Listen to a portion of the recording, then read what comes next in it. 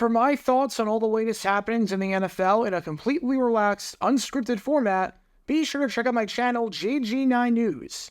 And now, on with our feature presentation. This man right here is the legendary head coach and the Hall of Famer, George Allen. In many ways, he was a revolutionary and was one of the greatest to ever do it. His shrewd management style, where he traded away draft picks for proven, established veterans at a time when there was no salary cap, was absolutely genius, and was a big reason why he was able to turn around multiple franchises and give them success. His genius coaching style and philosophies allowed him to win AP Coach of the Year twice, allowed him to make it to the Super Bowl with a Washington roster in 1972 that no one, not a single soul, had faith in due to their age, and allowed him to win over 71% of his games, which is the highest winning percentage in NFL history amongst head coaches to coach for more than 10 years, and is the fourth highest all-time amongst all qualified coaches, trailing only Guy Chamberlain, John Madden, and Vince Lombardi, all of whom are Hall of Famers. A qualified coach is anyone to coach at least 50 games. If you know about the history of the NFL, you know just how good George Allen was. And if you know about the history of the NFL, or you want to learn more about it like me, then be sure to hit that like button down below, subscribe, and turn on the notification bell so you don't miss a single video that we post on the channel.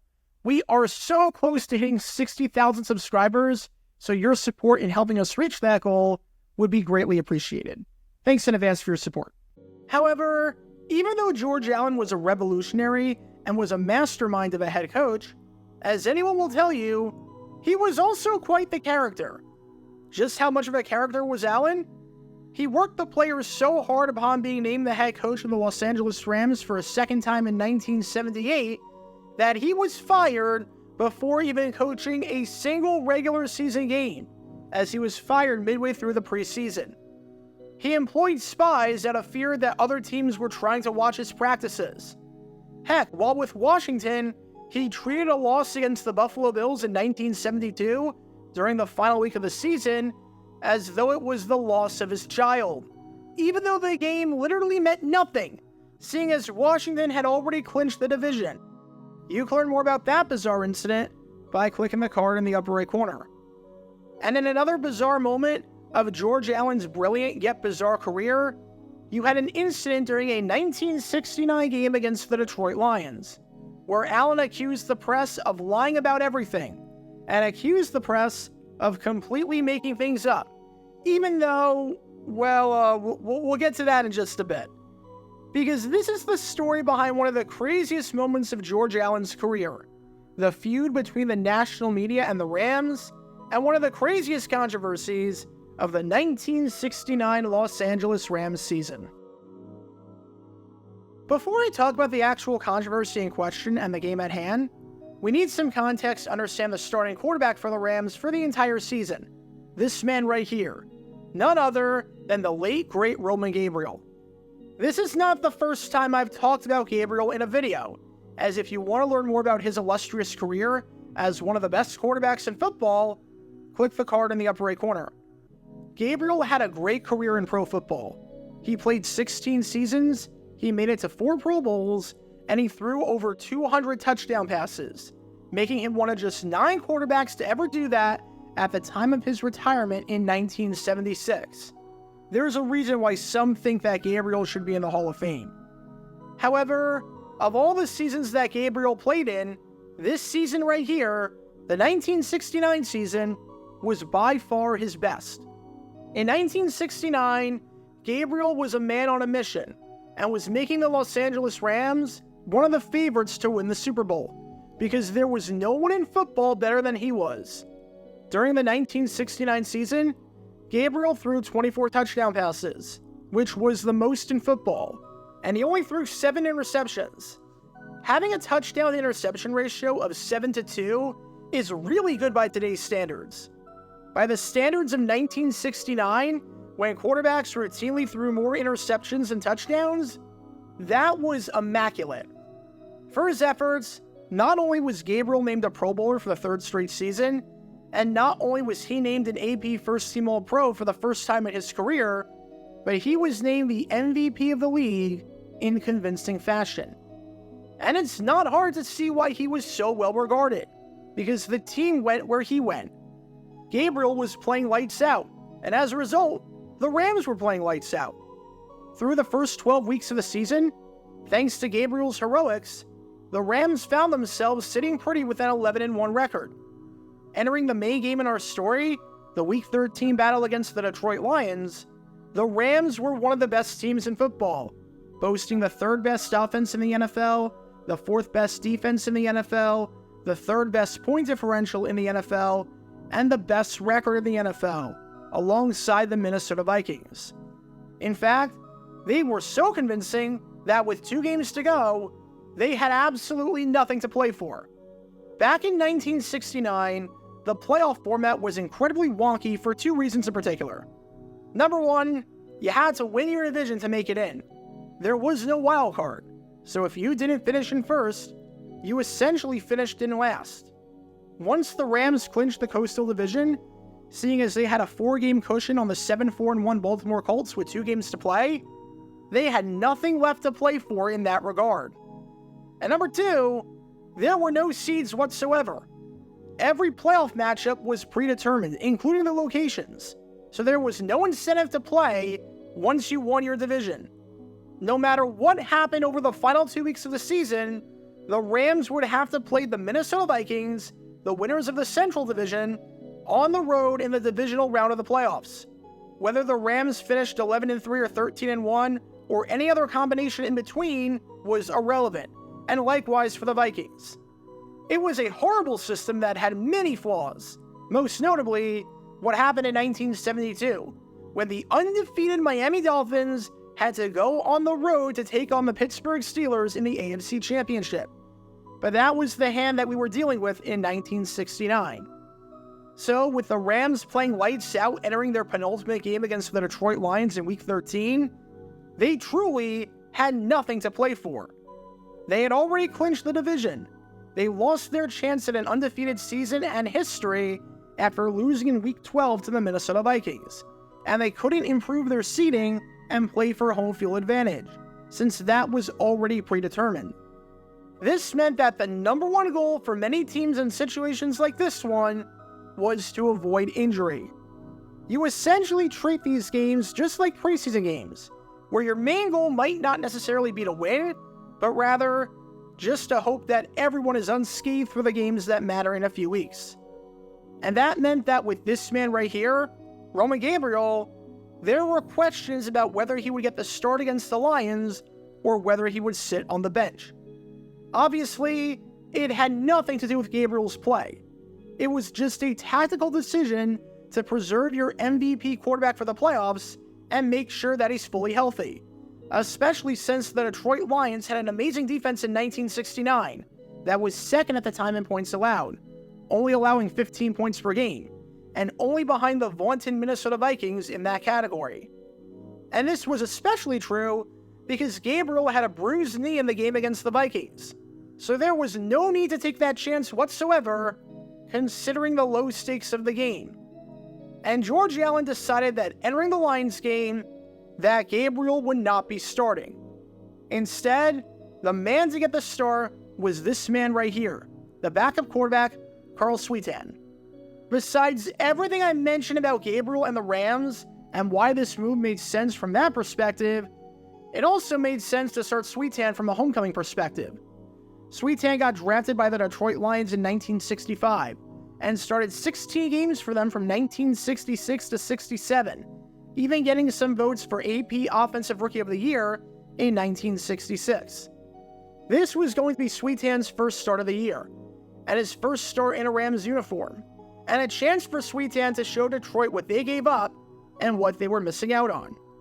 And so, with the Rams traveling on the road to Detroit on December 14th, in the penultimate game of the season, with nothing on the line but pride, for the first time all season, and for the first time since November 21st, 1965, over 4 years ago, when Bill Munson was under center for the Rams in a loss to the San Francisco 49ers, the Rams would be playing a game without Roman Gabriel starting under center.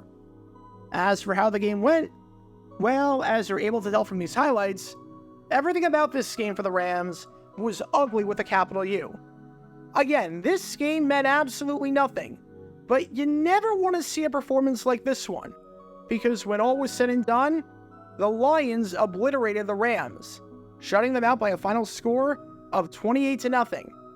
Whereas the Lions had 332 yards of total offense, the Rams had just 96 yards, having roughly 4 times fewer yards. Whereas the Lions had 16 first downs, the Rams had just 4, having 4 times fewer first downs. An offense with 4 first downs seems unthinkable. The Rams turned it over 3 times. They lost the turnover margin pretty handily. They allowed points in every quarter, and they just got annihilated every step of the way, both through the eye test and in the box score. Even though the Lions couldn't make the playoffs in 1969 because they couldn't win the division due to the absolute dominance of the Minnesota Vikings in the Central, the Lions were an awfully good team, and they showed why on this day, even if the Rams were playing for nothing on paper. But what was especially bizarre about this game was the fact that the starting quarterback for the game was not Carl Sweetan. Despite the fact that it was previously reported that Sweetan would be starting, it was Roman Gabriel who ended up getting the nod under center. Yes, Sweetan played a bit, he stayed fresh, but this was mainly Gabriel's game. So what led Allen to change his mind?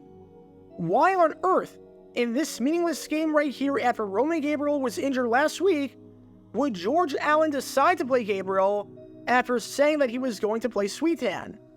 Well, turns out, the media lied. Turns out, Allen never said at any point that Sweetan was going to start. The media just decided to run with that story. Allen was absolutely fuming after the game.